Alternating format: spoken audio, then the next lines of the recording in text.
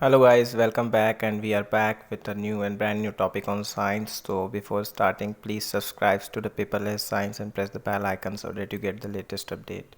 So today's topic is sooner or later India has to develop Omicron based boosters.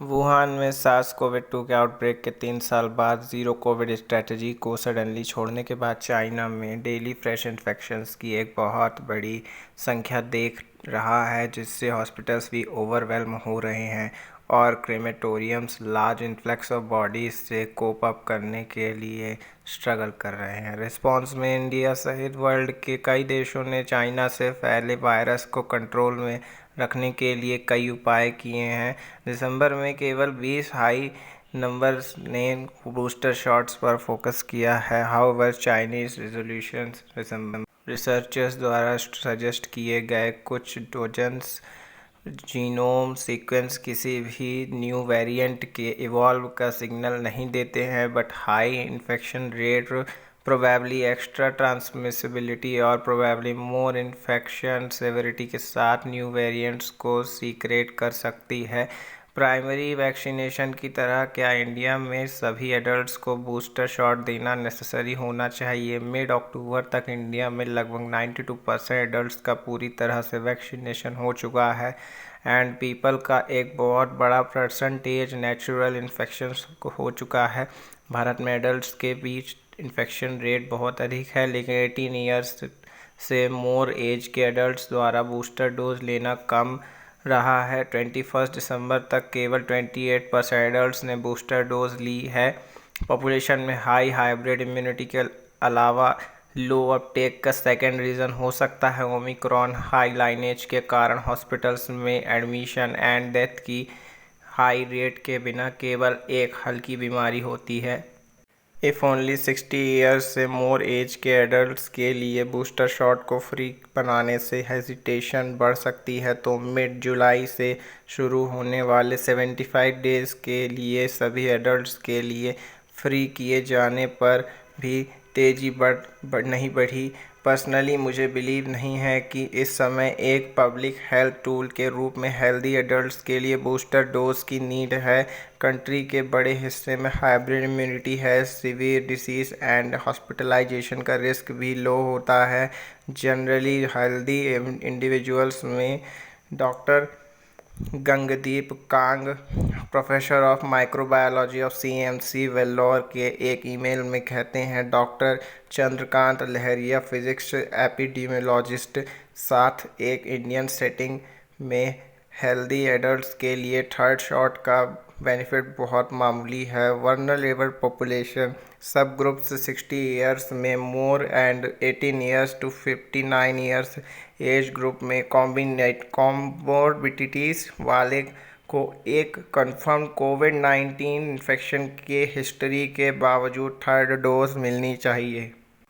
Doctor लहरिया कहते हैं, booster की need कई determinant से affected होती है, जिसमें यूज़ किए गए वैक्सीन की डोज का इंटरवल, चाहे वैक्सीन नेचुरल इन्फेक्शन से पहले या बाद में लगाया गया हो। प्रेजेंट में सेटिंग जैसे इंडिया सभी एडल्ट्स के लिए बूस्टर का यूज़ करने के लिए सफिशिएंट प्रूफ नहीं है। अदर कंट्रीज़ में डेटा से सिग्नल मिलता है कि एक booster shot only small line के लिए नॉर्मल बेनिफिट प्रोवाइड कर सकती है। यह risk groups and non risk groups के लिए होल्ड में आता है। हाई रिस्क वाले लोगों के लिए मोर बेनिफिट के साथ एक वार्निंग है कि अदर कंट्रीज़ के डेटा बहुत अलग पॉपुलेशन स्ट्रक्चर से हैं और साथ में ऐसे वैक्सीन का यूज़ जो इंडिया में यूज़ किए जाने वाले वैक्सीन से डिफरेंट है, ऐसा डॉक्टर कांग कहते हैं। इंडिया में बड़ी चिंता 2 डोसेस के साथ वैक्सीनेशन की इफ़ेक्टिवनेस पर डेटा की अनअवेलेबिलिटी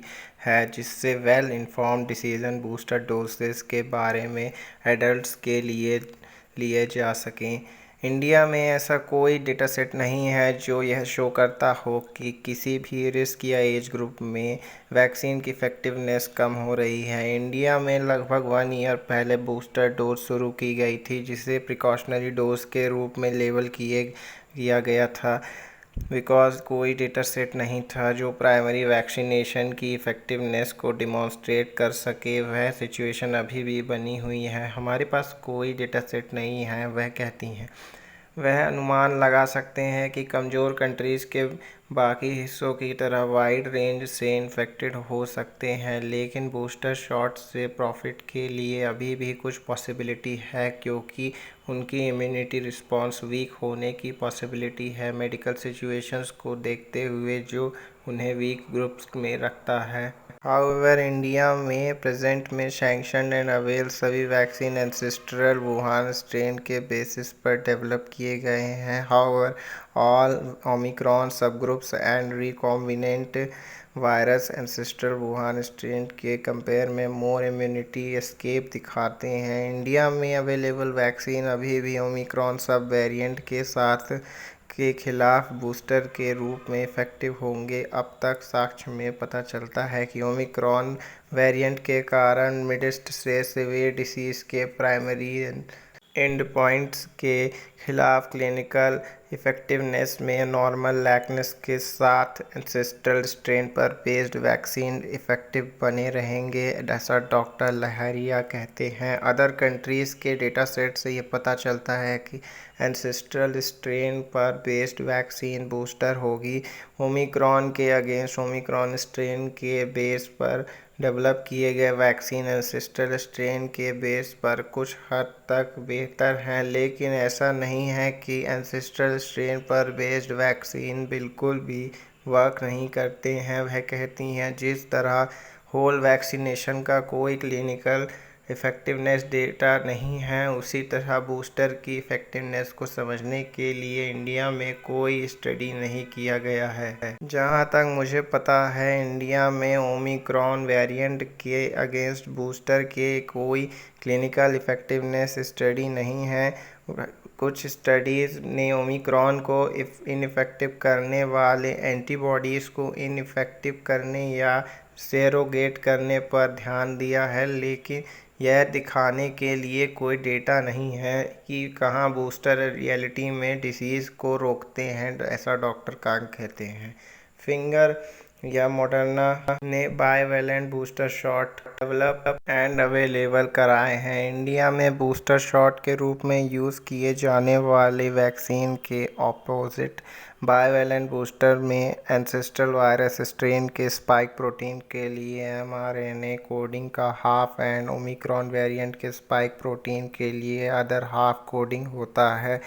फाइजर के बाइवेलेंट बूस्टर डोज के रियलिटी वर्ल्ड डेटा में एंसेस्ट्रल स्ट्रेन पर बेस्ड ओरिजिनल मोनोवैलेंट वैक्सीन की कंपेयर में वर्ल्ड पॉपुलेशन में extra defensive and extra effectiveness दिखाई है। फाइजर ने बूस्टर डेवलप किया यूजिंग BA.4 और BA.5 ओमिक्रॉन वेरिएंट भी इंक्लूडेड है।